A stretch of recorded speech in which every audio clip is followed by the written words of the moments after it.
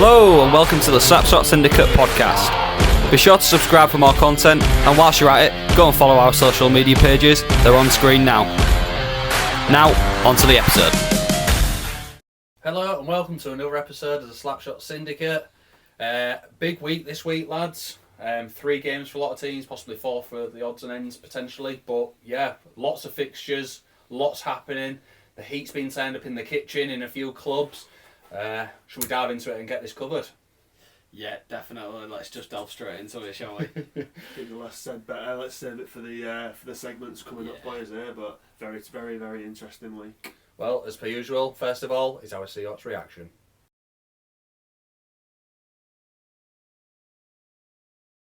So, fellas, Seahawks reaction. 3 games this weekend. High drama, lots of goals for Seahawks and other teams as well. We started off on the Thursday night away at Leeds, which you two both went to go see. I'll let you take it away. Talk us through the game. Yeah, went into it with quite high hopes, to be honest with you. Felt fired up.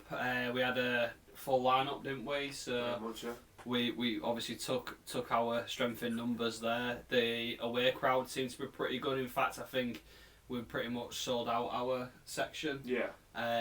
So all in all, it was geared up to be a good night, but getting into the game, it wasn't really meant to be. Didn't play out that way at all. Leeds, in fairness to them, and in my opinion, I think their looks pretty good. But I don't know if it was the fact of us playing badly and then playing good. I think it was a mixture of the two, to be quite honest with you. We didn't play very well at all. We just didn't really seem to get going in the game, did we? And they obviously come away, capitalised on that and took 5 goals.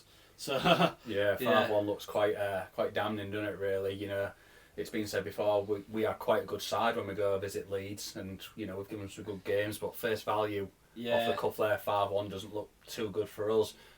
Looking at it, we obviously went 2-0 down before we scored 1, but then quickly conceded again afterwards. You said Leeds was good. Was it that good? Was it more that we was poor? What did they capitalise? I was just gonna sort of summarise that as people often come away from games and say the score didn't reflect the game. In this case, I actually think it did. Okay. I think we could have easily conceded more as well, to be quite honest with you. So, a mixture of both for me. Leeds seemed to come out quite strong, and we just were really bad. For me, it was a real good. I personally thought Leeds played really well both ways. I think defensively it was very solid. I was really impressed with Jonas Bennett. First time seeing him in person, but really solid. Like we've heard a lot of whispers about he's a 16-year-old kid, but he was really solid. Bailey Perry had a really good game. We saw Sam Dunn, the new import defenceman. Kieran Brown, he had a good game. Well, just talking defensively though, obviously, like in terms of them as a defensive core, they just looked really solid. They didn't really look phased very often. Obviously, I think we chipped in with our fair amount of shots, but I think they just was very comfortable. And then obviously, like you say, going forward, Kieran Brown did what Kieran Brown does, wound up our team, but also had the abilities to back it up. Scored a hat-trick on the night, but there's that infamous clip of Chile going after him as well, so he definitely got under our skin, and to be honest with you, I don't think he let that carry on. After that had happened, it went past his head and he was just like, I'm back to my game now. I don't know whether we really dropped it after that. Yeah. It was always a case of like us chasing it, and they were just quite happy with bang, bang, bang goals, and it was just, I think that comment that you made is a real fair comment. We quite often we're like, if we lose, we're like, well, they've had a lot of shots and we've done this and we've done that. But I think everybody agreed, especially if you're an away fan or as part of the Seahawks team, I think everyone will be able to recognise that scoreline was justified. And Leeds had a really good game on the night and we didn't. I do think, though, it's worth shouting out that Geordie in our goal, although the stats might not show it, he did have a really good game. He was very solid, and to be honest with you, without him in the net, it might have been a lot worse, mightn't it? Yeah, I would agree with that. I don't think the goals conceded where you could really point a finger at him. I think a lot of it was him being left out to dry. 2-on-1s and stuff. So it was a difficult one for him. He'd probably come away from that feeling a little bit disheartened about the game, but to be honest, I think he showed quite a lot of promise in it. Yeah. And then obviously they had Gospel in the other net, and he played arguably just as well, if not better at times than Gospel did. So obviously he faced a lot more shots, and yeah, he managed to get away with quite a few of them. So fair play to him. But I mean, all in all, this was a really tough one to watch. There, first and foremost, obviously where you sit in Leeds, where they put the away fans, is a really bad view. To be honest, we've been far, haven't we? Yeah, me and Alex ended up actually coming down and just standing around the edge of the ring because we couldn't see much, and the security guard was not going down, the staircase. Not only they took back, he was stood there. So everything that happened with Chilcott and Kieran Brown, we didn't see, and everyone was, shouting at the security guard to move, and he was just stood there watching it. And I thought, like, fair enough, something's kicking off on the ice, I want to see it, but everyone's paid their tickets to come and watch the game. So we ended up calling it at that point and going down and just, standing around the rink, which was a shame because we didn't get to spend the rest of the game with our fans. Yeah, it should like that really. I just want to touch on obviously the fighting incident there, and I think Burr Reader also got called for roughing at one point as well. He got into a bit of a ding dong. Yeah. Obviously, I've mentioned the past few weeks, and we've seen it with Seahawks where they've had to go to the trenches, as I've called it, and maybe played that style of game, tried to rough a team up and take momentum. So what actually happened with both incidents, and was it more Leeds instigated it just to catch us off guard, or? I think it was a little bit of gamesmanship by Brownie, if I'm being honest. Ethan Hare obviously used to play for them, but there was more than one occasion where whistle's gone, he's gone around the back of him and just give him one. Sort of like, I don't know whether it's showing like this is our house now kind of thing. If you're with us or against us, which obviously if it's within the game, that's within the game. I think But after the second or third time of him doing it, I think someone's just gone, right, we need to stick up for Ethan because he's getting peppered out there, and Chile was the one to do it. Gloves came off really quickly, didn't he? And Brownie threw his gloves off as well. Chile did get the better of him, and I don't know why. I've seen comments online being like, "Oh, Brownie, well done, Brownie," and blah blah blah. Like, to be honest, I'm big fans of Kieran Brown. Obviously, he was our player of the month for those who didn't see it, but Chile just. Chile got the better of him in that situation. On the flip side, this one was a bit naughty, wasn't it?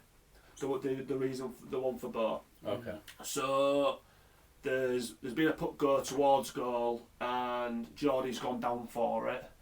Mac Howlett's then skated through, and again I've seen a lot of fans online being like, Jordan McLaughlin's made a right meal of this, blah blah blah. But then actually we've been sent a video, haven't we, of a clip. Loads of fans say, "Oh, Tommy Spraggan pushed Mac Howlett into Jordan McLaughlin." In my opinion, he didn't. Spraggs wasn't anywhere near Mac Howlett, but Mac's gone through and he's like leathered Geordie essentially to the point where Geordie's helmet's flew off. He's cracked on the floor, and usually, some keepers will lay there and make a meal of it. Geordie was right back up. He was red faced. He was fuming, and because of that, I think it was Sobs has gone towards Mac or someone on their team. And Speck was involved, and then I think because someone's then gone after Sobs, Bo's then recognised that's my import, I need to look after him. He's then jumped on the top, and it's all blown up. But I think the whole thing behind that was a bit of a naughty one from Mac Howlett, which could have completely been. It could have completely been, I don't know. Momentum shift there. No, not even that. It was just an unnecessary play. Yeah, it was just unnecessary. It could have been completely avoided, is what I'm trying to say. From him, and it's just a bit of a naughty one, especially considering Mac used to play with Geordie as well, which is it's a bit naughty. You don't want to be seeing that, do you? No, like it's all fair game if people want to drop the gloves and have a bit of a fight, but leaving a bit on a goalie like that when he's prone and on the ground. That's it, and I think, to be honest with you, I think it messed Geordie up a little bit. I heard from one or two people that going into the Saturday he was carrying a bit of an injury because of that, would they say? Because of his neck or something like that. But it's not something you want to see, especially with Geordie being in as good form as he is. I don't think it's the first time Mac's been involved in something a bit shy. Especially what I've been told after that video that you've shown us. So. Yeah, I think they knew they was under our skin at that point. Obviously, they got Chile ejected from the game after what he did. Then you ended up with Bo, then there was under Svek's skin, Svek ended up with penalties, and then the Geordie incident, it just, they managed to, reap the rewards out of that really, and I think that stems from Kieran Brown. I think he played his game very well, and he just knew what he was doing. If he was going to get under anyone's skin, it was going to be one of the Hare brothers.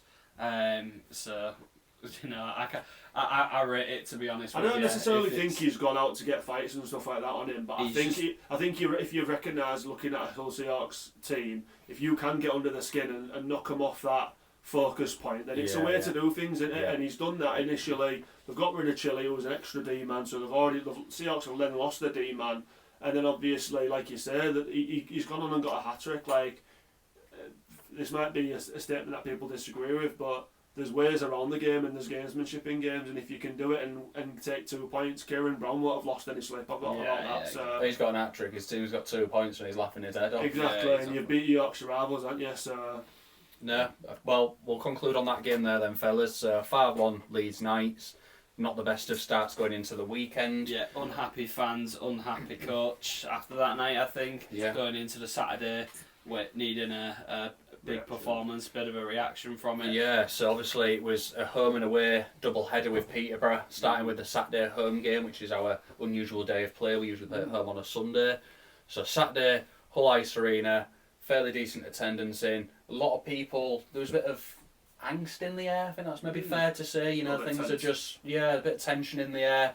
You think, right, let's get cracking and start the game off well, and we did. Definitely. Straight up. Deck Jones, that very naughty little slinger on goal, and he's hit bottom pocket. And it's almost like he gives Lavy the eyes, doesn't he, and just sort of open his body up as if I'm going to pass it and just slot it into the bottom corner. I think, to be honest with you, I think he was Deck caught. was a little bit surprised. He was like, but fair play to him, because, you know, we've said about Deck, haven't we, in the last few weeks, really stepping up and trying to stamp a print on the team, and, you know, if you can keep putting up those points, it'd be nice to have him in and around the team, wouldn't it? So... Don't buy a ticket, you can't win the raffle. Absolutely, definitely. Absolutely. I'd be doing the 50-50 every single time. not once. Inside job. Not his, rip it up.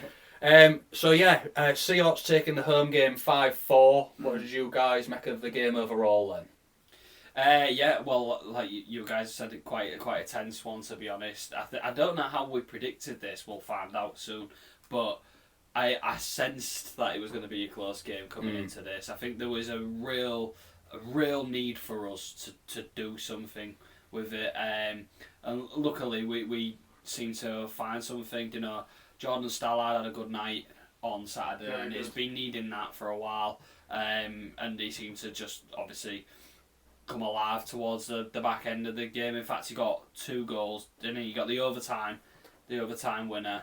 Yeah. His goal to sort of get He got 2 overtime winners. Oh no, John, that was one of them, Johnny. But Was it? The ghost goal. Oh, the ghost goal, yeah. Have you seen that footage? How far over the line it was. It hit the back, didn't it? Yeah, it's not even good. I think it is worth noting in this game that how poor was that stop-start at the beginning of the game. Like, I remember it was like, the game had been playing 15-20 minutes, but we'd only like gone 2.5 minutes in the game. There was just odds and ends straight away, weren't they? I think in the first couple of minutes, Peterborough had iced it 3 times. Yeah. Then, I mean, I don't know what it was on the night, but I think we had 3 high sticking incidents on the night. I think 2 of them drew blood. I think Cam Huff lost a tooth thanks to Sobchak, and he had to go back and pick up his teeth off the ice, which was a bit of a touch and go in front of us, but it didn't help the tension in the ring, did it really? That sort of real stuttering start. No one could build that momentum, could they? It's a real sort of weird one for me, because as much as I've sort of said, like, just get the job done, as a spectacle, it wasn't that good of a game to watch, in my opinion, which is fair enough. Neither team wants that, do they? No. I can't imagine Peterborough's going, we'll live with this. They want a bit of flow going as well. And it's sort of like, it's not always about playing good and being a great spectacle, as long as you get the point. Fully agree with that. But as a spectator on that night, it wasn't a good watch for me. It was just really sort of broken. He was waiting for something to happen. He was like, oh, here we go. But the most important thing is that we did actually win the game. So obviously, we was leading right up until the end. I know it was late, 59-13. Corey McEwen scored that equaliser, and you was just like, can you believe that? Yeah, that was a bit of head in hands moment, wasn't it? Like, no. Like you say, because the game was playing out, you thought, we'll just see this out, sort of thing. You know, they had put a bit of pressure on us, but we were standing it quite nicely. And then it was just sort of like a quick ripple on it, and it was in the back of the net, and you're just like, we haven't just thrown this away, have we? Surely we haven't. And then going into overtime, and as you've mentioned, about the sort of ghost goals. Stallard obviously hitting the back of the net, sort of, I think it was maybe one of our first attacks in overtime, and it was like, great, we've won this, job done, only for it to be washed off. And then I think they had an attack not long after that, and it was one-on-one. You're just like, we're going to get absolutely shafted here. It screamed at that, didn't it? After that, I literally thought, that's it, someone's out to get us tonight. There's no way we're coming away with this, but luckily, we managed to find something, didn't we? Yeah, Stallard was saying, no, you're not taking this one off me, and he's put it in again. And, you know, as you've just mentioned there, big shout out to him because he's had a big turnaround in the past couple of weeks, and he's looking like an absolute unit. There's been a couple of people that have had words to say about him, haven't they? And to be fair, he got a little bit unfortunate with his injuries. It obviously takes time to settle into a new league and stuff like that, but this weekend he did really come good, I think. I'm really happy for him as well as a player, because it must be tricky that, and you know, it must like, obviously we're not professional sports people or anything like that, but when you've got all these people with all this pressure on you, that's, you know, like breathing down your neck, you know, it must be really hard. I think there's more pressure on him with him being like the non-returning brand new import, fourth import, obviously a forward again. It's sort of like eyes on him. Is he going to perform for us or not? He needs to make this work. We know the other three have got points in him and how they play. What's he going to do? Yeah. You know, it's tough on him, to be honest with you. And I think he's handling it quite well at the minute, and now he's really starting to turn it on. Yeah, I'm hoping we see more of him, to be honest, now, because given what he did at weekend and the points he put up, I think he does have the ability now to go on and start building a bit of momentum. And I think Matty definitely backs him, and it shows when, you know, him and Cornel are starting pretty much every face-off, power play, stuff like that. Like, he's really putting his eggs in that basket, and obviously he's getting the rewards there, and so that's another positive thing to take. Yeah. So eventually we did take both points on the Saturday night. Good home win. Seems to be becoming a bit of the norm at the moment, but then we flipped on to the Sunday away at Peterborough, a tough place, as we know. You know, Matty said before, it's not a great place to go, but completely different game. Peterborough take it 5-2, and another road loss for us. By the sounds of it, it was a tough night for Seahawks, wasn't it? Obviously, the notable absentee was Bobby Chamberlain. We're not there. We didn't have Bones this weekend, which doesn't help, obviously. But yeah, it does sound like we struggled a little bit in this game. I think one of the most notable things that I heard from Matty's interview as well afterwards was the fact that Hayden Levine had a very, very good game.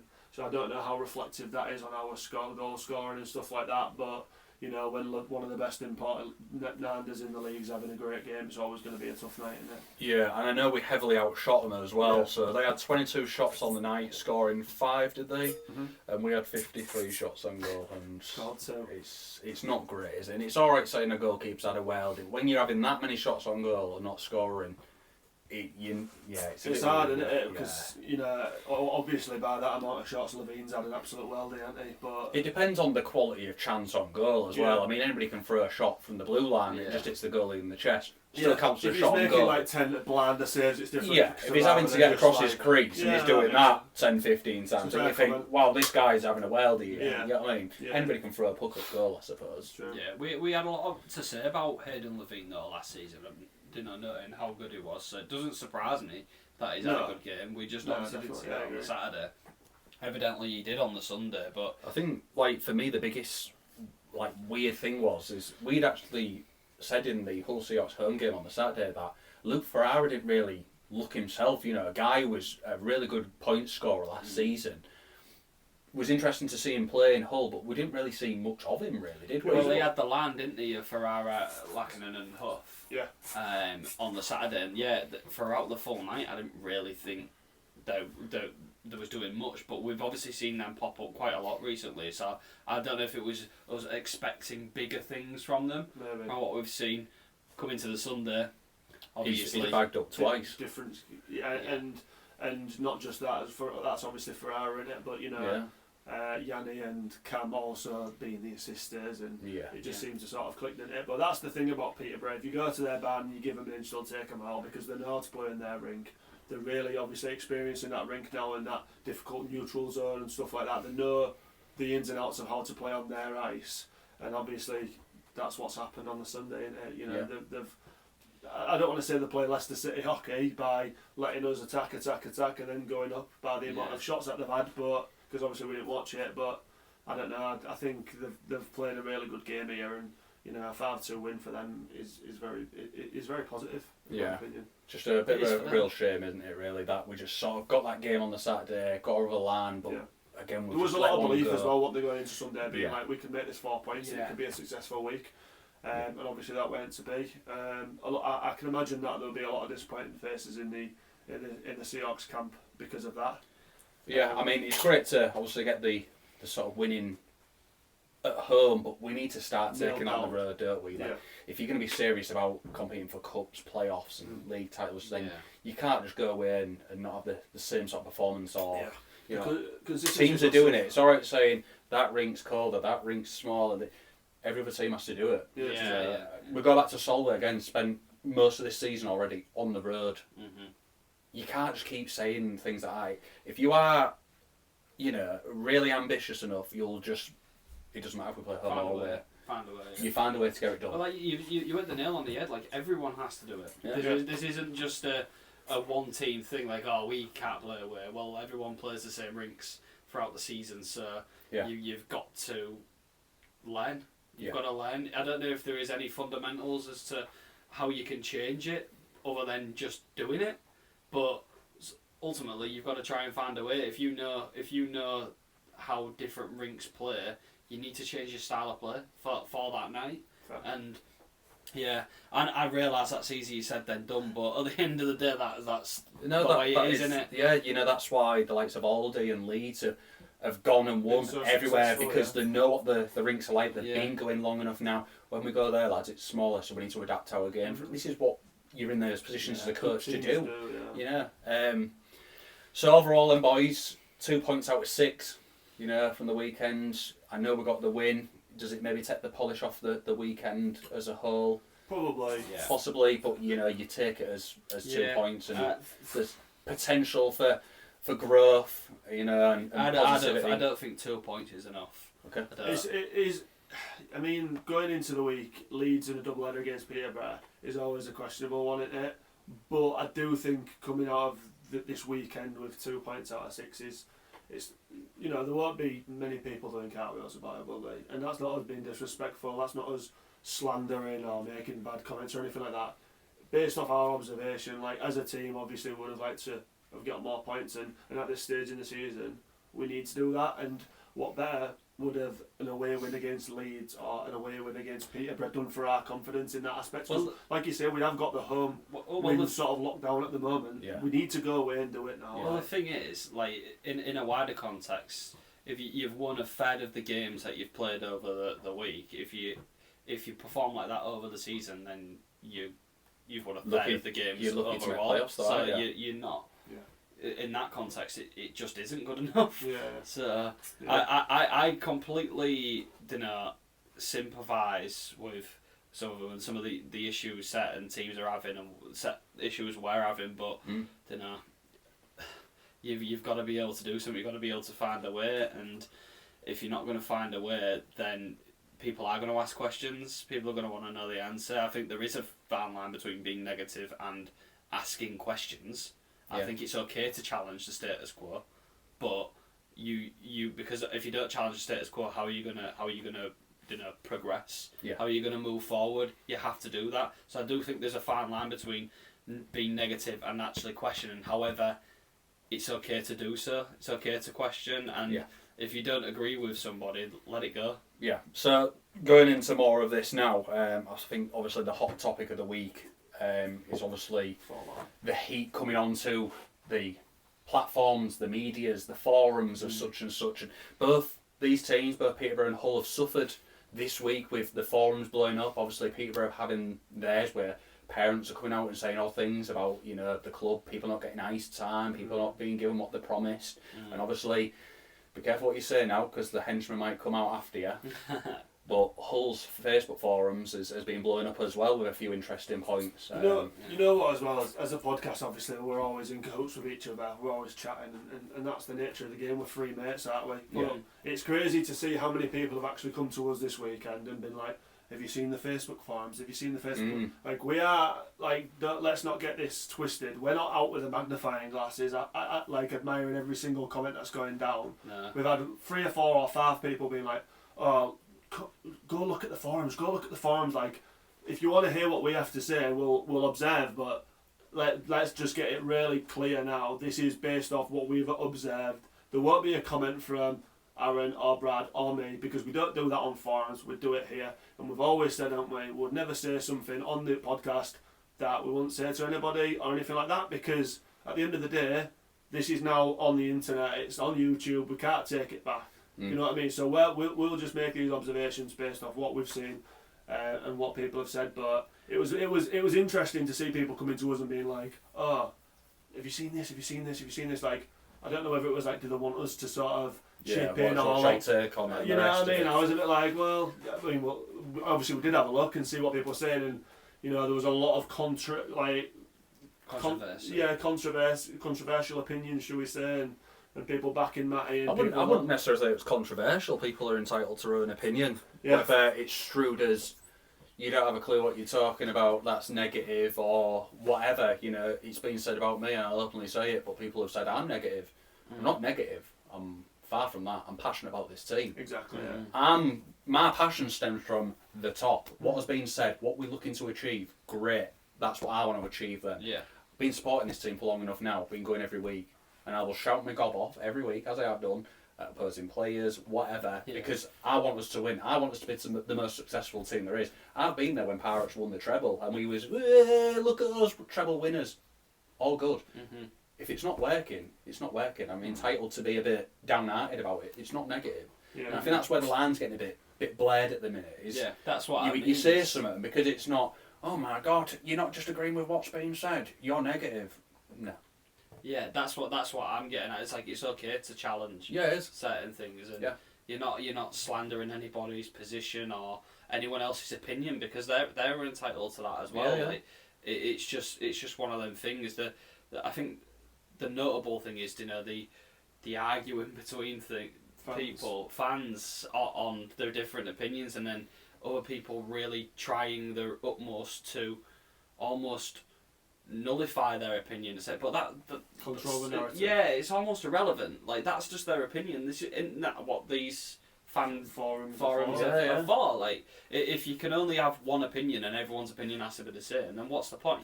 I think people are quite quick to jump on the forums and be like, this isn't working, let's have Matty's head chopped off and gone. Like, you know, without knowing the ins and outs of it a lot more. Yeah, there's more to it. There's more to it than obviously us and the people who are on Facebook and the forums and outside the team know, and that's fine and that's great.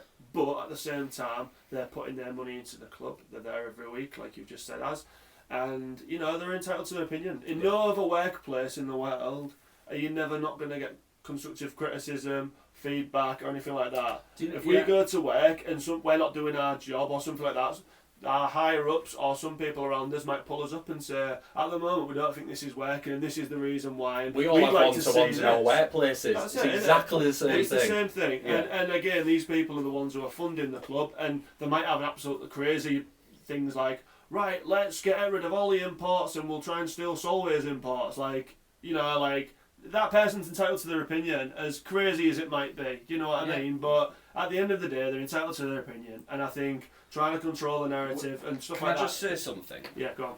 We have this thing where I work, and it's in certain meetings, certain situations, it has to be, you have to challenge. You have to challenge certain things, and that can be seen as negative. So we have the thing of being constructive. If you have to be negative about something, be constructive instead. So you can say what's wrong, what you think's wrong in your opinion, but also how do you think it needs to be put right. And I think that's a key difference. Yeah. Is people come online and they go, rah, this needs to change. Okay, well, how do you think it needs to be put right? Yeah. How do you think it needs to be put right? Because it's alright just being and shouting your mouth off. That is being negative. If you don't have any idea or an opinion on how you think you would change it. Agreed. If you don't have that opinion, leave it to the people that know. Yeah. That's my take on it. Sorry to interrupt you, but No, I think you've hit the nail on the head there. I couldn't agree more. That's fair, isn't it? Yeah. Well, I think we'll sort of wrap it up there then, fellas, but absolutely the narrative of the season is really starting to hot up now. You know, as we said, two teams there, Peterborough and Hull with issues on forums. I think we'll talk about a few more as we go through this episode. You know, Milton Keynes are certainly in the same boat. Not a great weekend, but at least we've won. It's probably the positive we'll take from there as we roll into another difficult weekend next week. Absolutely. Yeah, we just keep rolling, don't we? Keep rolling with the times. And that's it for Seahawks Reaction this week.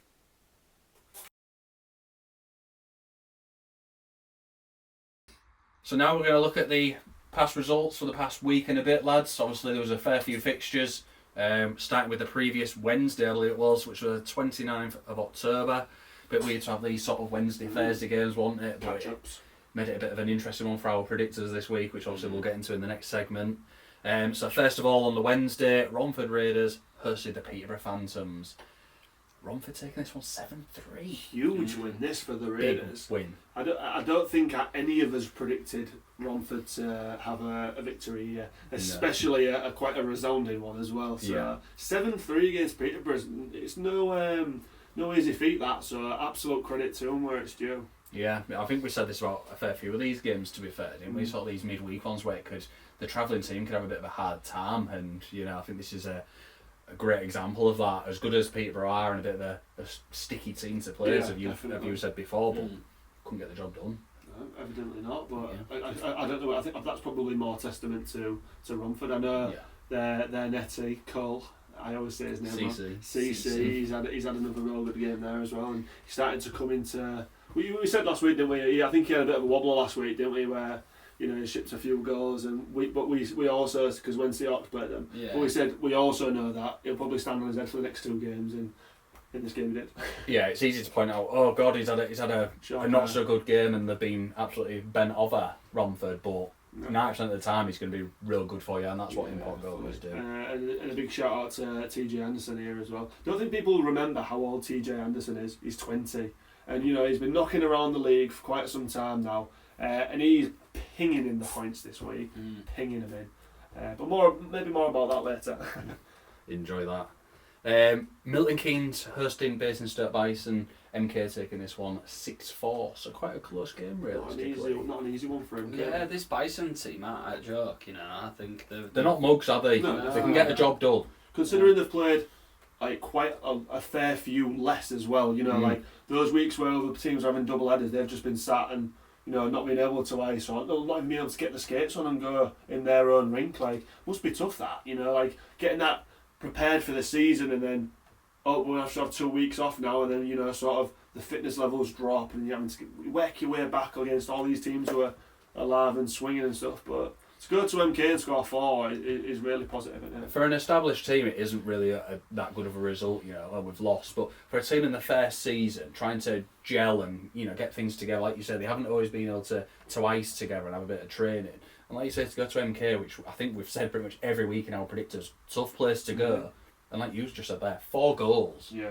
That's quality, that, and that is something to really work on and improve from, and a lot of positives to say from that. Yeah, but Milton Keynes needed this one, didn't they? We mentioned about them, they're going through a bit of a difficult patch, similar to us, so they really needed this win, and obviously midweeker at home, that's what you want, innit? As a team, you'd like to think, you've got a little bit more of an advantage of a travelling team during a midweek, and luckily for them, they've capitalised on that, but let's go into the Telford Sheffield. Yeah, so the third and final game of the Wednesday. So obviously, as we've just mentioned there, 2 home teams out of 2 have won. Third game, Telford Tigers hosting Sheffield Steel Dogs. Steel Dogs taking this 8-2. With no disrespect to the other teams, Telford's probably if you're putting money on it, out of Romford, MK and Telford, you probably back Telford the most to have a big to win at home, don't you?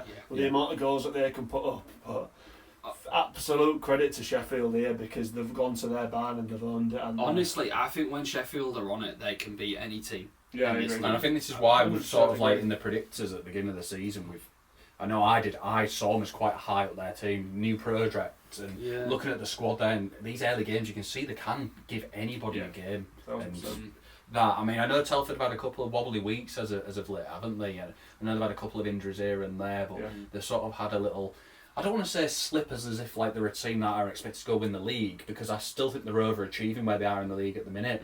But for the standard they've set so far this season, it is maybe a bit of a blip on the record.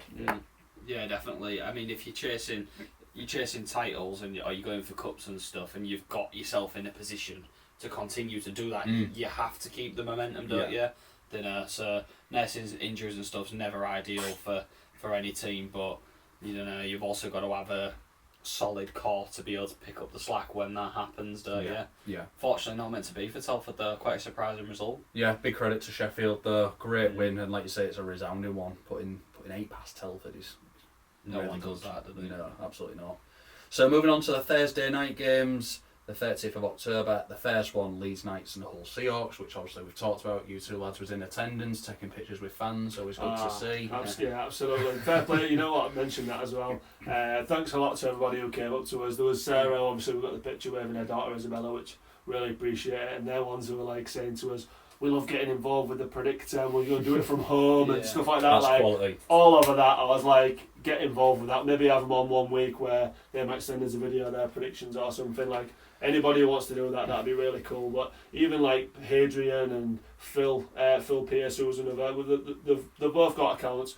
Adrian was obviously on our fan debate. Just people come up to us being like, now them boys, nice to see you in person. Like, sweet. As a game, it was like a tough watch, but I really enjoyed watching Leeds, to be fair, and actually the environment was sick. So yeah, on that, like, credit to Leeds. I said to you today in the game, I was like, when they got a breakaway or they scored, that place was something else. It was something else, yeah. So credit to their fan base. They really know how to show up for their team. Yeah, it was good. Yeah. And then the only other game on the Thursday night, Swindon Wildcats hosted the Bristol Pitbulls. Swindon taking it 3-1. Business as usual for Swindon at home, isn't it? Getting the job done, yeah. Taking the points, keeping the top of the table nice and cosy for themselves. Really not a massive one to note on this, because every time Swindon are at home, you do back them for both points. Not a good homecoming for Brixie, unfortunately. Jake the Snake losing to his old mob. Jake the Snake. But I'm sure he won't be disappointed. 3-1 against Swindon's is a respectable result, and obviously there'll be more to that game, won't they? But yeah, as usual, Swindon doing bits, and our man Plosey as well, sort of getting involved, which was nice to see. So I like that. Yeah. So moving into the Friday, 31st, Halloween, Sheffield Steel Dogs hosting the Solway Sharks, and Sheffield have just got a thing for the number 8 at the minute, apparently. Taking this one 8-3. Yeah. 16 goals in 2 games, in 3 nights as well, by the way, is I don't know, maybe there's something in the Sheffield water bottles, but they've smashed it. They've done it at home and they've done it away. And they also had a game later in the weekend as well, but this is 2 wins out of 2. We've spoke to a couple of fellas from Solway. They said that they weren't 100% happy with the result. They don't think the players were. You do get those games sometimes where you probably get your backside handed to you a little bit, and you just you want to get back on the coach and right the wrong, and we'll move into that, won't we? About Solway with that. But again, just massive credit to Sheffield, because that you hit the nail on the head, Brad. When they are on it, and when they found these little patches of form, they can beat anybody, genuinely. They did it last week against MK. They've done it this week against Bristol and Solway, and again not Bristol, Telford and Solway, and they're just doing bits out there. They've got some big boys coming up with like some players now. Walker Sommer's coming into his own. Is it Bear Gedunov? He's at it at the minute. Yeah, his names he's be constantly coming up as somebody who's involved. But even the defensemen like Liam Steele and CJ Garcia. Quote me if I'm wrong. I'm sure Garcia got. I don't want to reveal too much, but the amount of points that them two got as defensemen this week was a joke. It was ridiculous. Like 5+ points each. Wow. As defensemen, and there's just when we do team of the week, we like looking through the stats and stuff, obviously, because if we don't see the game, it's hard to do that without the stats. And the amount of players on the team for this weekend for Sheffield had like 5 points, 5 points, 5 points. I was looking at it thinking, we're gonna have to do 3 teams in the week here. It was ridiculous. So that was the Friday. I think it was the only fixture there. So we'll move on to what came of the weekend. 1st of November. First fixture, Hull Seahawks hosted the Peterborough Phantoms, and obviously Seahawks taking this one 5-4 in overtime, as we've covered already, so we won't dwindle on that one too much. Leeds Knights hosted Telford Tigers, taking it 7-2. Real interesting one. So, as we've mentioned, obviously in the midweek games, Telford struggling a little bit there as well, and conceding a fair few goals to Sheffield, I think it was. Leeds Knights at home, boom. How do you like that? 7.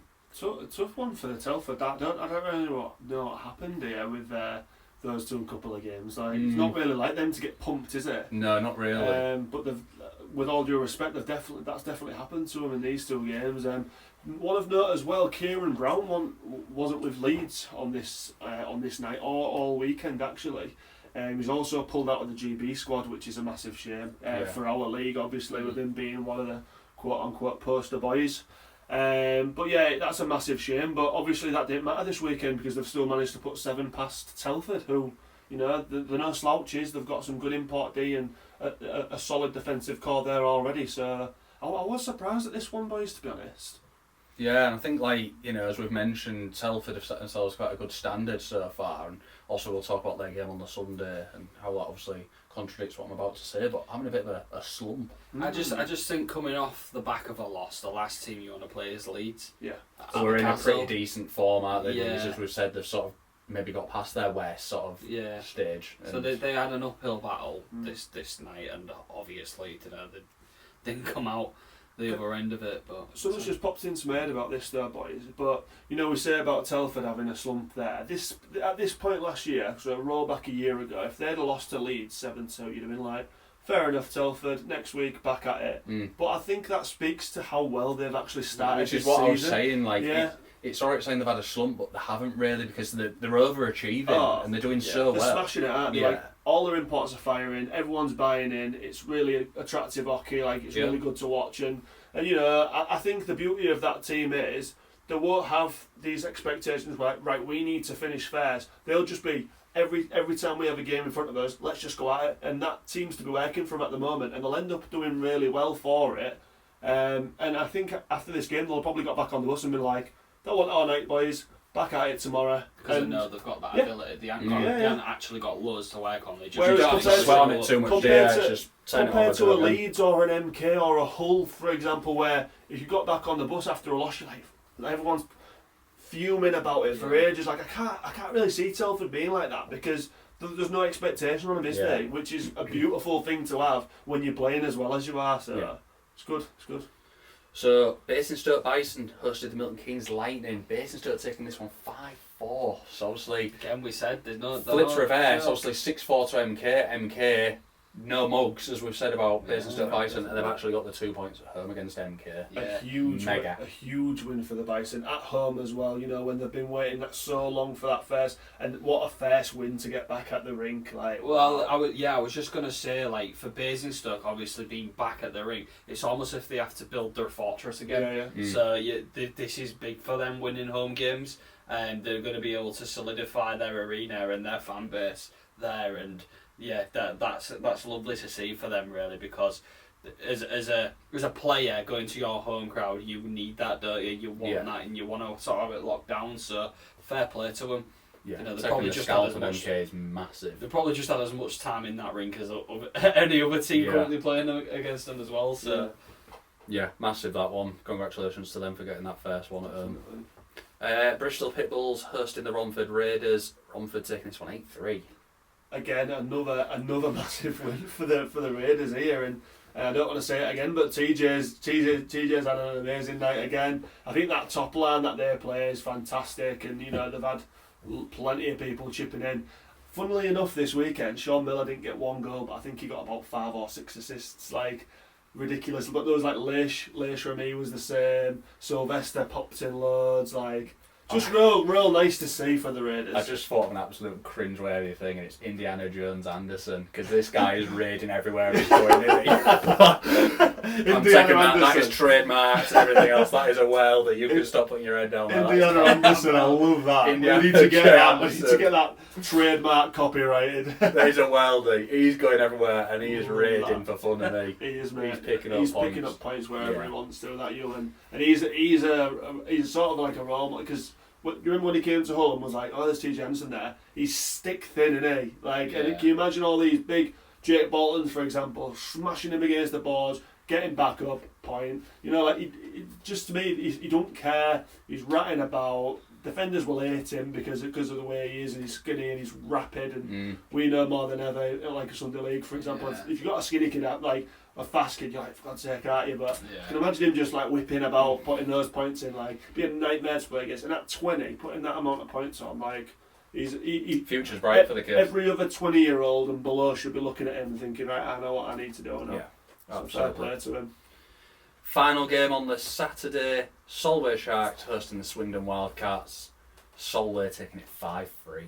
Yeah. I'll accept your apologies now, boys. We're actually going to swiftly move on. No, we're not. No, we're not. Not much No, we're not. No, we're not. We all called it. Yeah. I knew that Solway would pick up If there was points. anything obvious about these fixtures.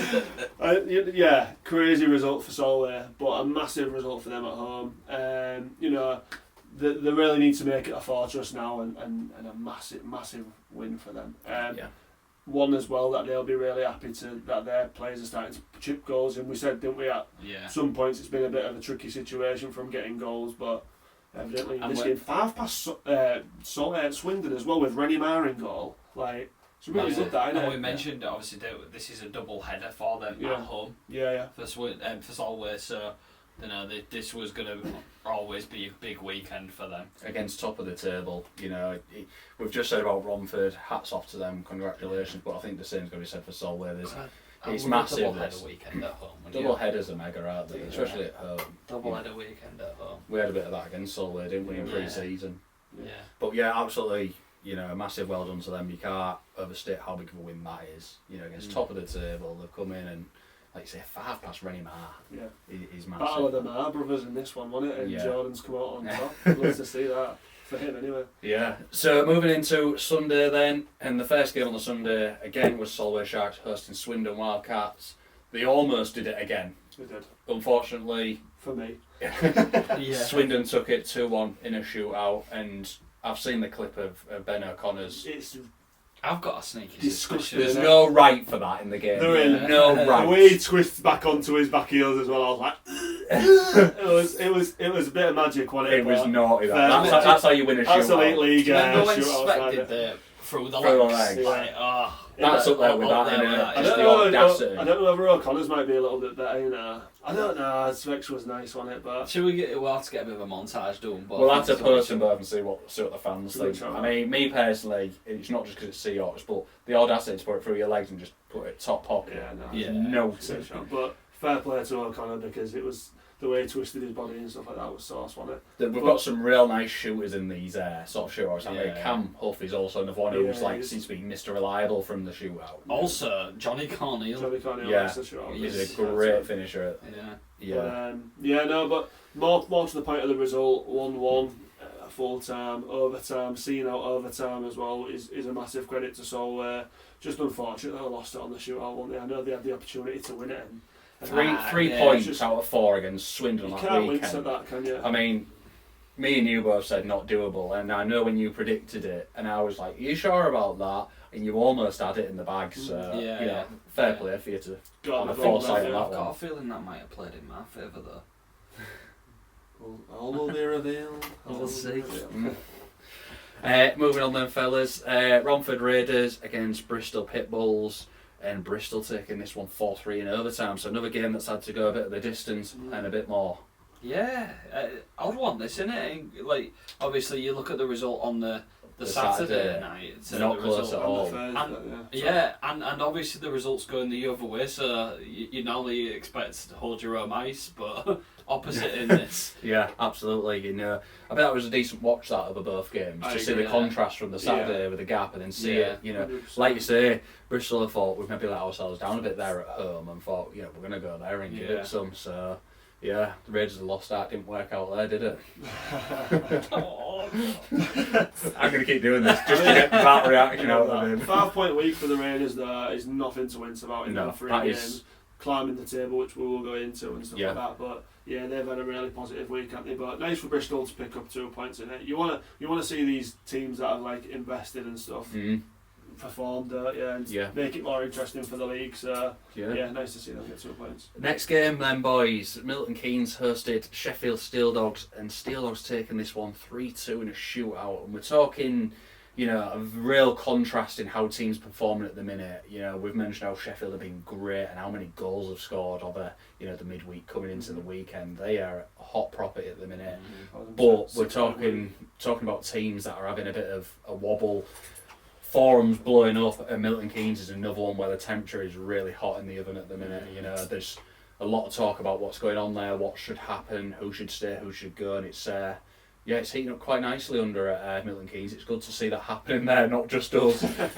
Yeah, we mentioned this was happening in different clubs. So obviously, arguably the expectation on Milton Keynes is much higher. I had them to win the league. Yeah, because look at what they did last season, and it was almost like, okay, this has to be MK season. Lee's going through a bit of a rebuild. This has to be where they take the title, and so far it's losing as many Brits as they did of the quality they did, and they haven't managed to bring it in, and they've tried having 5 imports and trying to rotate it, but it just really hasn't seemed to settle all the time, and I think people really do underestimate the value of the Brit players that they lost. It's not just it's not a patchwork job. You can't put a plaster over a pipe and expect it not to leak. You know, I think my predictions for MK was like 3rd or 4th maybe, and I stand by it, to be honest, because you know there's these games where you need to be nailing down. You need to be sending messages to the other competitors in the league.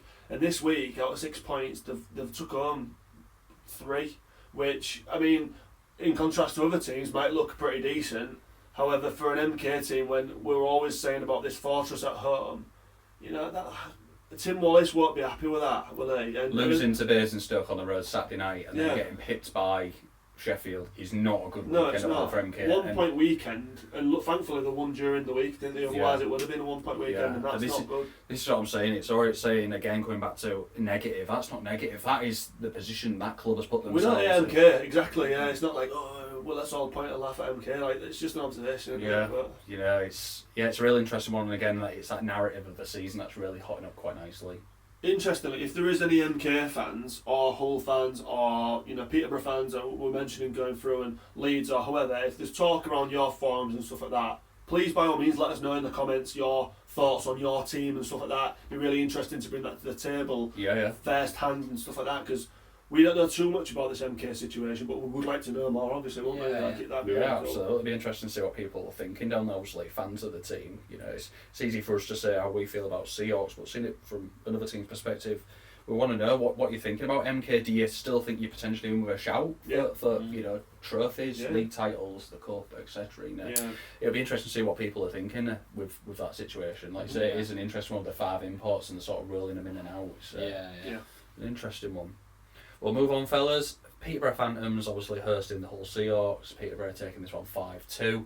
We won't dwindle on it too much because we've mentioned it in Seahawks reaction, but a bit of a contrast from the home game for Hull Seahawks on the Saturday, and a bit more of a disappointment. Yeah, Matty Evans do another interview again after the game to the fans as well, just to sort of express his disappointment in how they're performing and the need for something else to happen. So yeah, he normally doesn't do them, does he? These away interviews, but they just seem to be happening more and more, and he wants to get the message out, I suppose, there and then before it's all these forms start blowing up. Or in the situation. No, positive or negative. Yeah.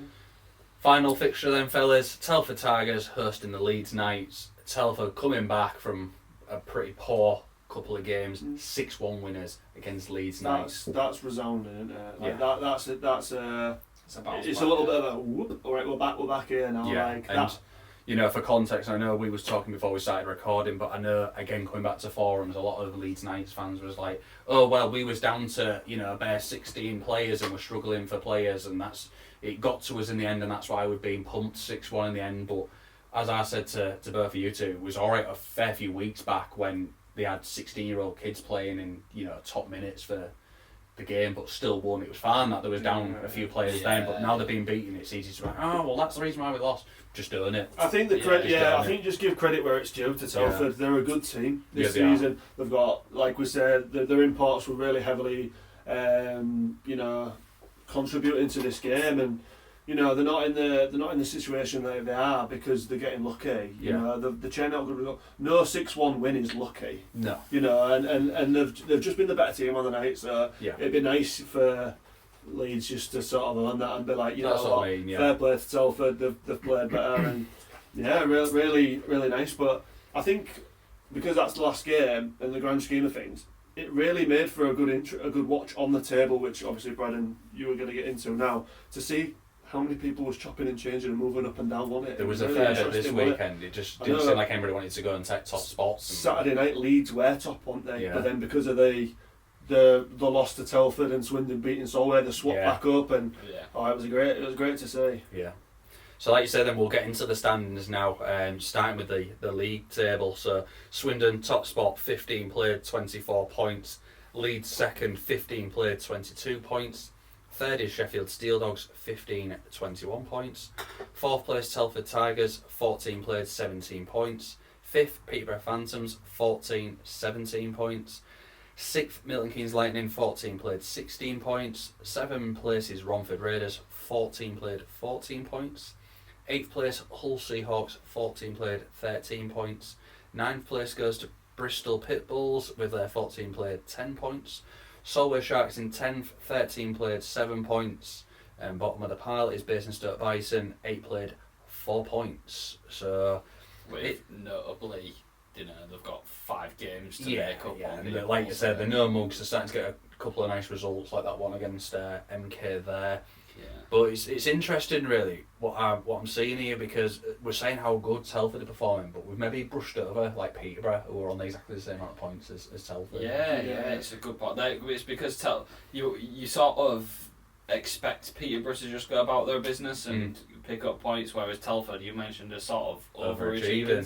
So it's shining a light on them. Whereas now you look at it, you know, as a visual, you can see Peterborough Phantoms being on the same points. In fact, between first and third, there are only 3 points in it, and then beyond that, it's opens up a bit. Yeah. But then those sort of teams in the bottom half, bottom third of the table have a bit of ground to make up.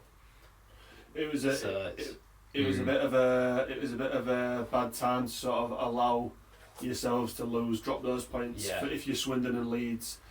With the Steel Dogs getting into as much form as they have had, like they seem to be sort of like a train on the tracks now, don't they? Where they're going full steam and dropping that 2 point here and 2 point there must be, it must be like, I can't believe they've done that. But like to see 3 points within the top 3 is a real nice look, and I think I'll just touching on the Peterborough thing as well. I'll openly put my hands up and say, in pre-season, I was like, I don't know how Peterborough are going to do with Ash Tate coming in, and they've lost Slava, they're going to lose their identity and stuff like that. But they need a lot of credit, Peterborough, don't they? Because they're just ticking over like they always do. Which is what I said when I predict them. They're sort of that team that just sort of goes under the radar, does the business, and then when you actually look at it, you think, well, actually, they are up to a bit of something here. They're always in the mix, aren't they? A lot of teams don't like to go there. How many players have we interviewed now when they always say Peterborough's one of the best places to are? If you have a full team of players that turn up going, I don't like playing here. I've already beat that coach that you're going down like, for God's sake, I can't be able to play here. I don't fancy this. Exactly. Yeah, you're so right. You know what? And fair play to them for just going about the business the way they are. Definitely. Cool. Shall we get into the cup then? Yeah, I'll let you take this one, Brothers. Yeah. Okay. So in first position, Sheffield Steel Dogs. They've played 8 and are on 12 points. Milton Keynes Lightning second, 9 played, 11 points. Third place is Swindon Wildcats, 7 played, 10 points. Leeds Knights in fourth, 8 played, 10 points. Telford Tigers in fifth, 7 played, 9 points. Peterborough Phantoms in sixth, 7 played, 9 points. Hull Seahawks in seventh, 9 played, 9 points. Romford Raiders in eighth, 6 played, 6 points. Ninth place is Bristol Pitbull, 7 played, 6 points. Solway Sharks in 10th, 6 played, 5 points. And the Basingstoke Bison in 11th, 6 played, 2 points.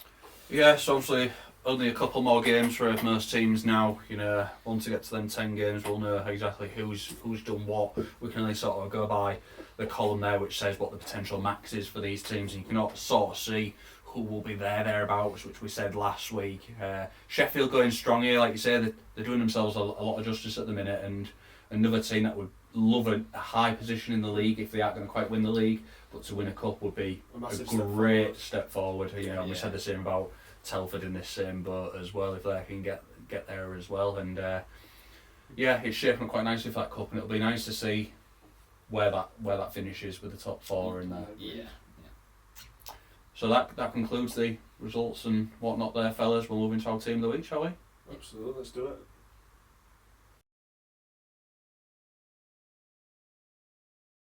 So now we're going to get into our team of the week this week. There were some high-scoring players this week, fellas. I think we've alluded to it in our past couple of segments, but there's been some serious numbers put up, especially in the defensemen, where we normally struggle for people to go in. But defenders this week have held their own, haven't they, and put in some goals and assists.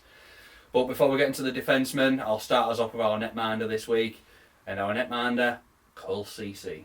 So I played all 3 games, helping towards 2 wins and 1 shootout loss.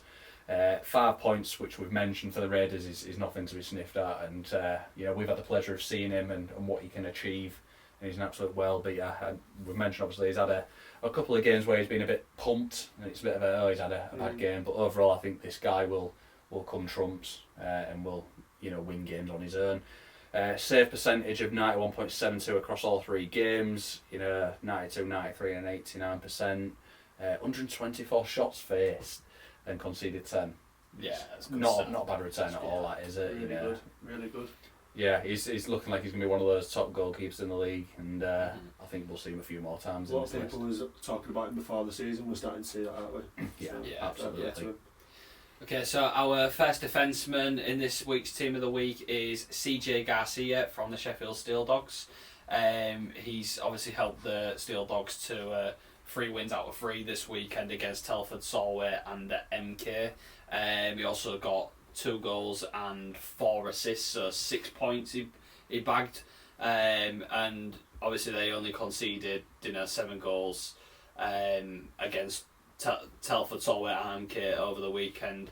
And obviously only playing Solway at home, so that's a big result for a defenseman. And he's been popping up quite a bit over recent weeks, so I think he's a massive pickup for them, and he's proving that now. I was going to say that at the start of the season there was obviously a lot of hype about CJ Garcia and what he would bring to Sheffield, and maybe we didn't see him at his best to start with as he was sort of adapting to the league and the projects and Sheffield as a whole. But now I think we are starting to see the best of him and what he can do both offensively and defensively, and again, another player we'll probably see multiple times in before the end of the season. You can't discount a very experienced, solid defenseman, can you? So absolutely not. To him. Moving on then, we're going back to the Raiders, and our second defenseman is Jarrett Baker.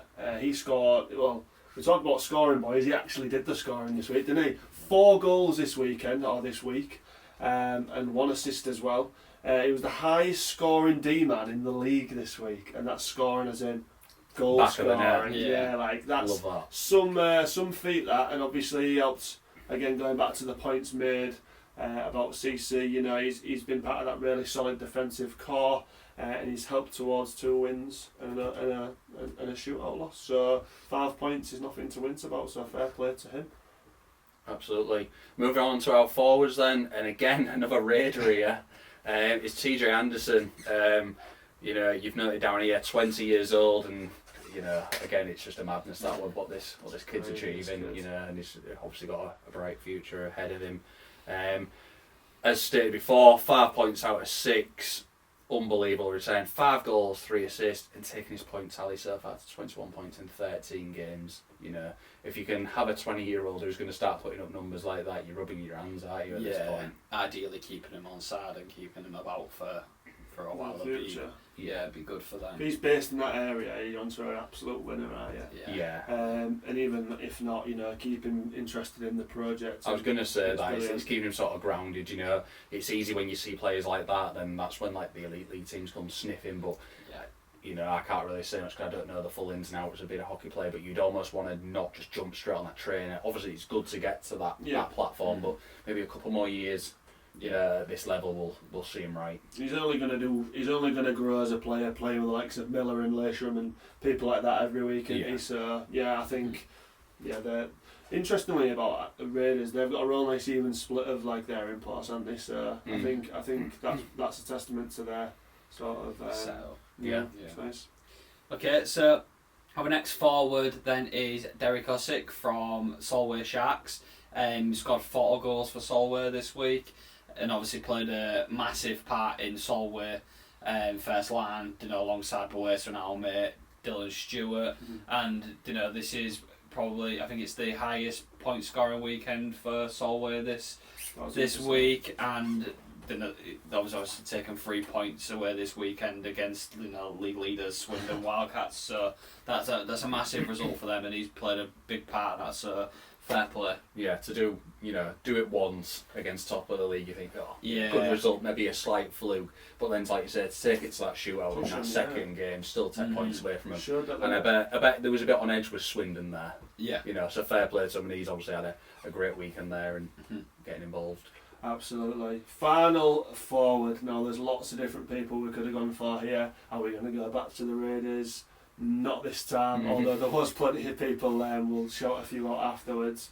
But this time it was Sheffield Steelers forward, drumroll, Ivan Bjorkley-Nordstrom. So again, we are quick to say Walker Sonneberg, of Carl Watson, these people, and that's brilliant. But one person for us that's really gone under the radar is Bjorkley-Nordstrom. Obviously, we spoke about the fact that they've got a 6-point week, the only team this week to do that, the highest scoring team. But Ivan had 3 goals, including an overtime winner against MK.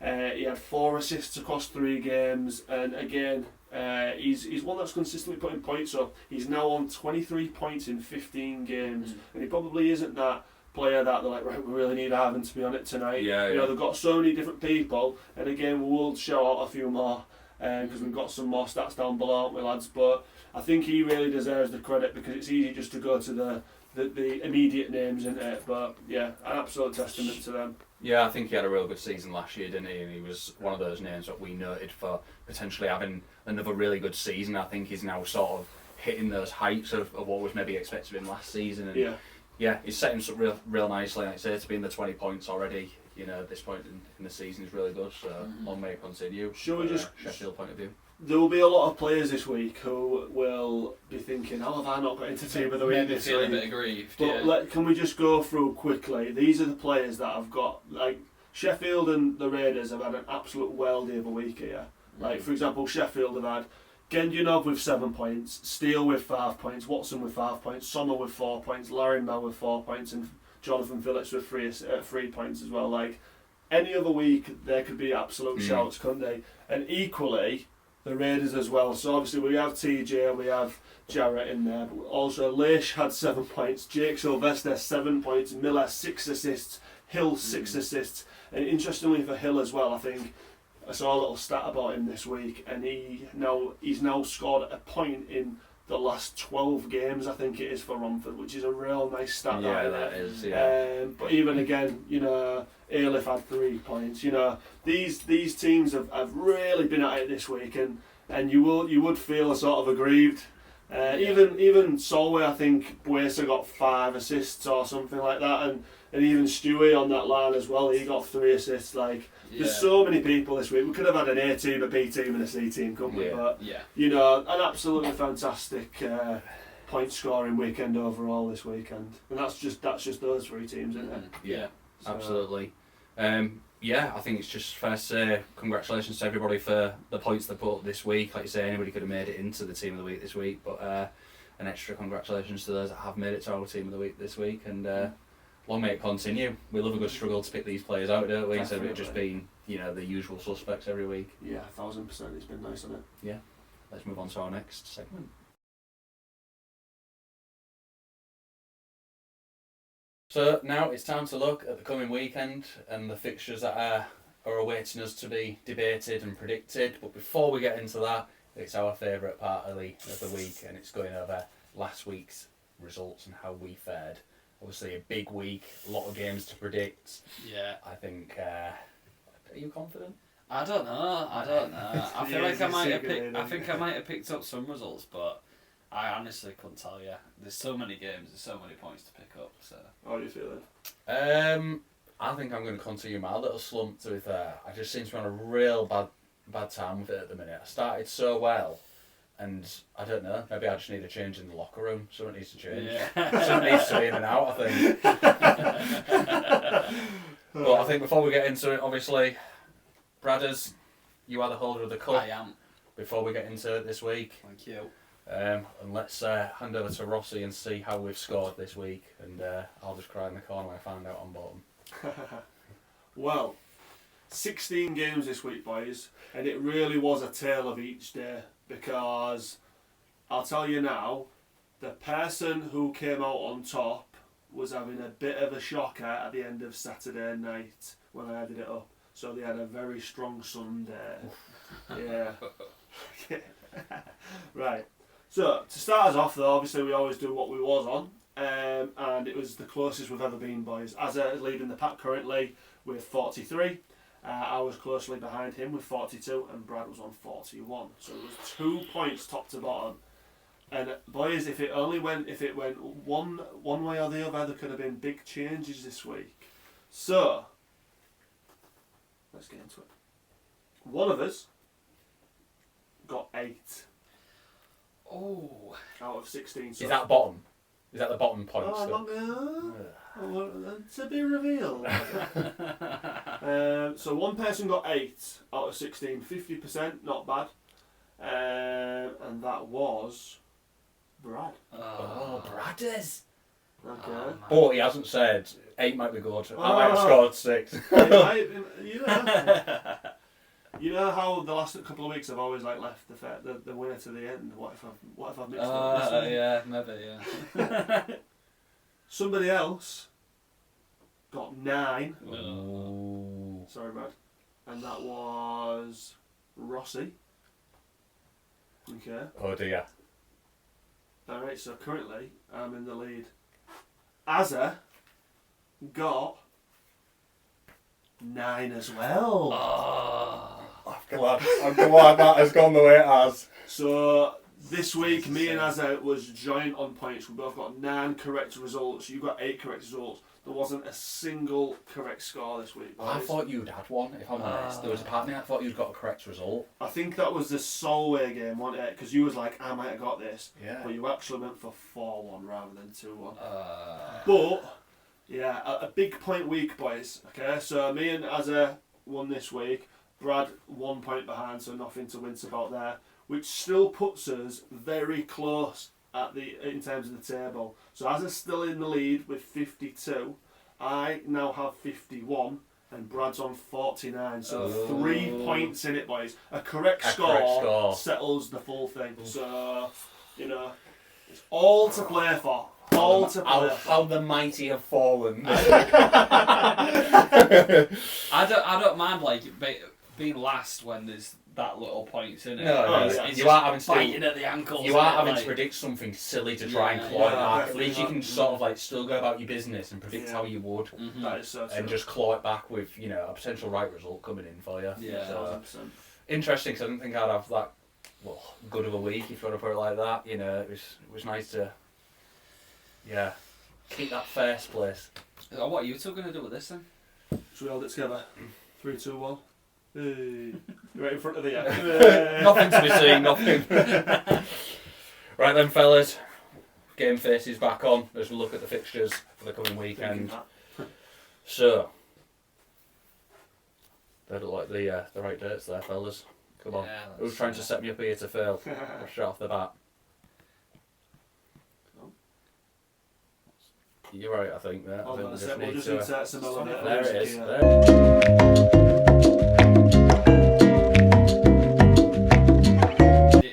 Welcome back to the Slapshot Syndicate. No, we're allowed to have failures. It's how we correct ourselves. Yeah. We like constructive criticism here. Fair enough. Be more organised. Duly noted. So, 8th of November, fellas. First game going into it. Swindon Wildcats host the Telford Tigers. This is a fireball. This is a nice one to start us off. El Kitico. El Kitty Cove. That's a well done. Battle of the Kitties. El Kitty Cove. I've seen James Anderson going in there with the Raiders. Oh, God. Love that. He's not liking this. We're giving him the ick, as it were. Icks. Who wants to set us off then, fellas? I definitely don't. I'll go first if you want. Yeah. I'm going to go for a home win Mm. for the Cats. I'm going to go 4-2. 4-2. I will also join you on that home victory, and I think it's going to be an eat-out 3-2 victory for Swindon. Yeah, I'm joining you. I think Swindon at the Link's going to be a difficult task for any team to go. Mm-hmm. I'm going to go Swindon 5-4. Nice, high-scoring game, I like Yeah, it. like that. Basingstoke Bison hosting the Bristol Pitbulls. So Pitbulls obviously in good form as they have been the past couple of games, but Basingstoke getting that first win against MK at home in the past week. How are we feeling about this one? I'm feeling pretty confident about this one. I think Bison will take this one. I was leaning towards the Bison. Who are you Yeah. going for? Sorry, what score? Sorry. I'll go Bison 4-2.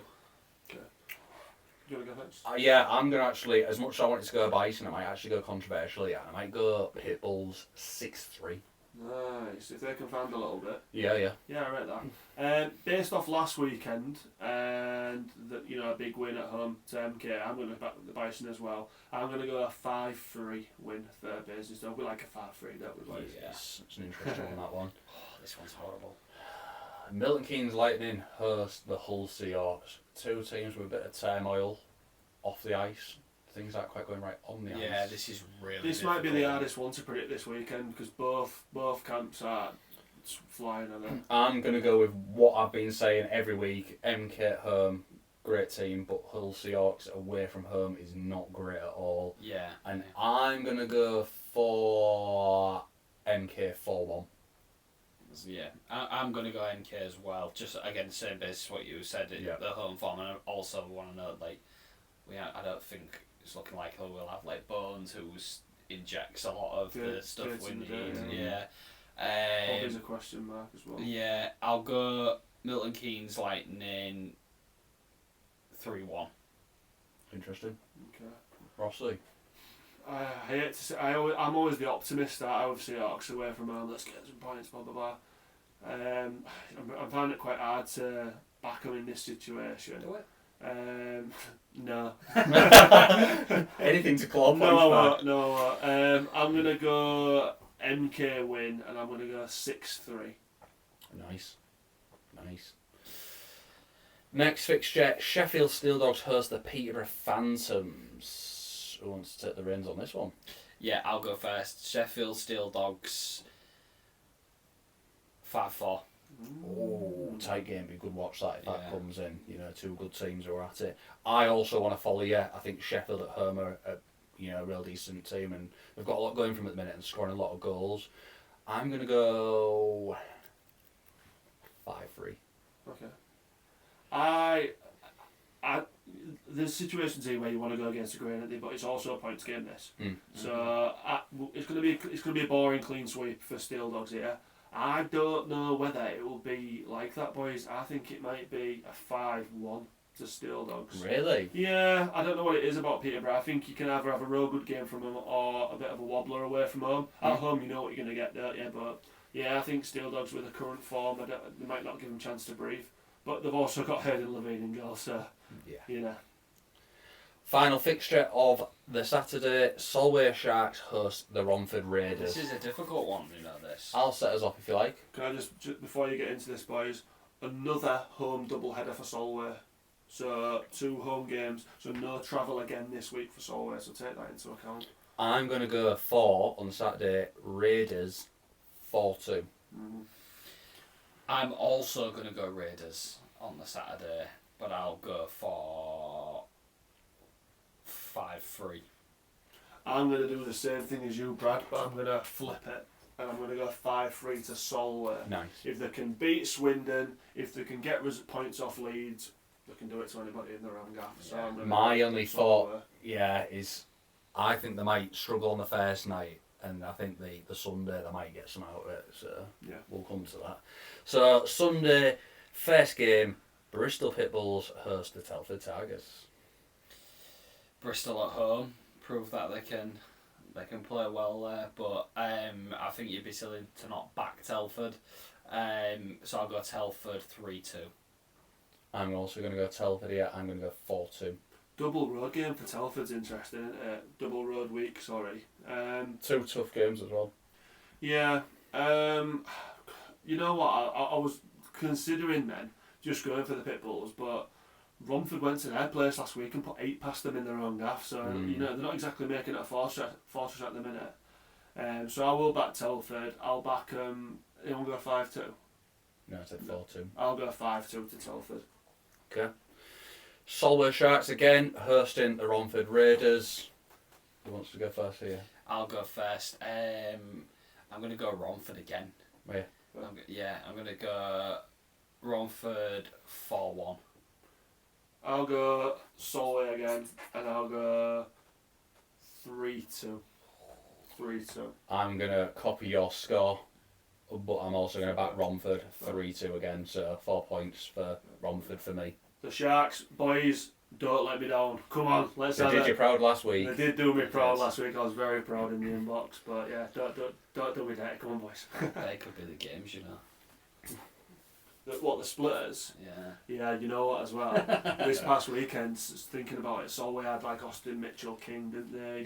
Yeah, I know that there's question marks over if all their imports will be available because of outstanding circumstances, but it's a big old trip up there, and I don't know what it is, but I can just feel something for him. So Yeah, fair play. Leeds Knights hosting the Basingstoke Bison, and I'm, no mugs Basingstoke, but I think Leeds are going to absolutely put them to the sword, and I'm going to go for a Leeds 6-1. See, I think I've been to and fro with this because I think it could be a lot closer than you expect.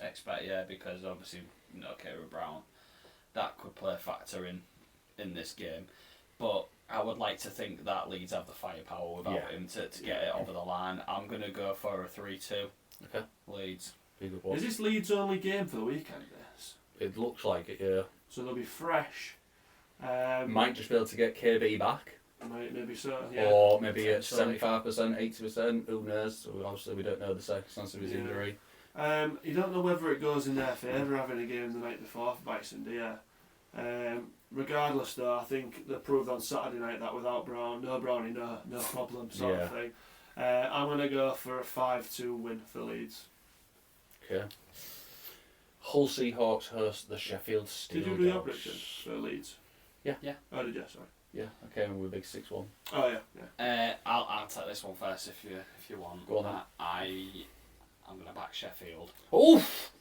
That's negative. That is negative. Well, call me I'm entitled to my opinion. No, you're not. You're not. I'm going to go Sheffield 5-3. Okay. I'm going to be hopeful because we're at home.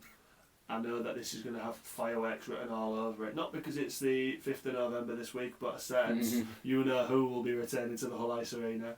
And I think it'll be a 5-4 win to Seahawks. I was going to go similar, so I'm also going to back the Seahawks. I know, close your jaw. I have backed the Seahawks once and not been the negative one. Seahawks take this 4-3.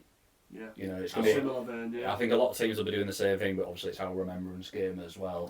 Both teams are going to have their remembrance jerseys, which will be quite cool to see. We've got the band down as well, so be a good atmosphere of that one, I think. I think it'll be great game to watch. Final fixture then, boys. Peterborough Phantoms hosting the MK Lightning. Peterborough Phantoms 5-2. Wow, straight in there, right? Oof, that's naughty, that. Fair play. I'm going to go Peterborough Phantoms as well, just because I think there's a bit of unrest with MK. I was going to say the same skull. I go, I'm going to go 2-1. Oh, yeah. Real sort of close. Gritty, horrible. Cagey, horrible game. Yeah, 2-1 Peterborough for me. I don't feel like we've gone against each other much at all, really. It's a points game there. I know. I mean, I have. I'm the one that's gone for a different one favourite there. You went for Romford, but I tell you what then, for this one, for the sake of it, I'll go for MK. they've got to have some sort of reaction this weekend, haven't they? And you know, beating Hull Seahawks at home might be the firework up the backside that, you know, fires them on. I'll go 4-3 win time, K. Nice.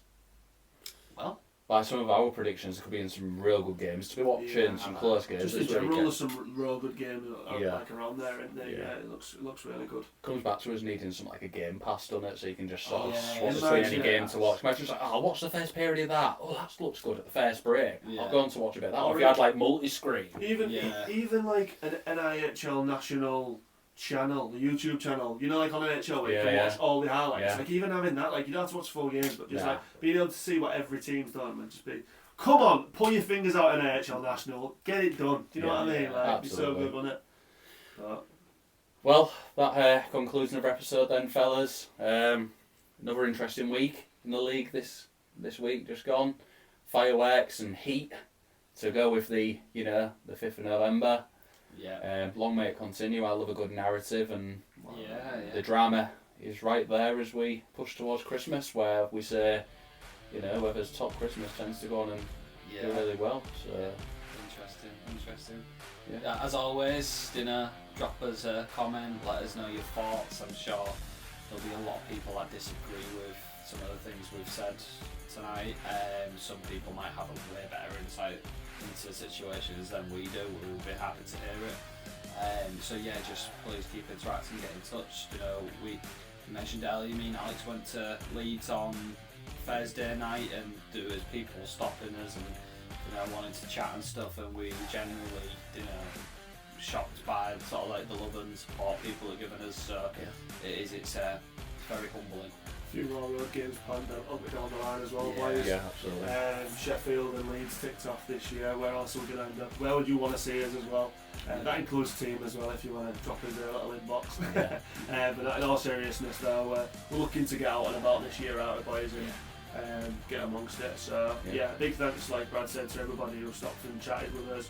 Big thanks to everybody online who makes contact with us, fills us in on the details, or even just watches our videos, streams us on Spotify. Like, without you guys, there's no podcast, is there? So a massive thanks to everybody, and an interesting week, boys. Yeah. Thanks for watching. See you next week.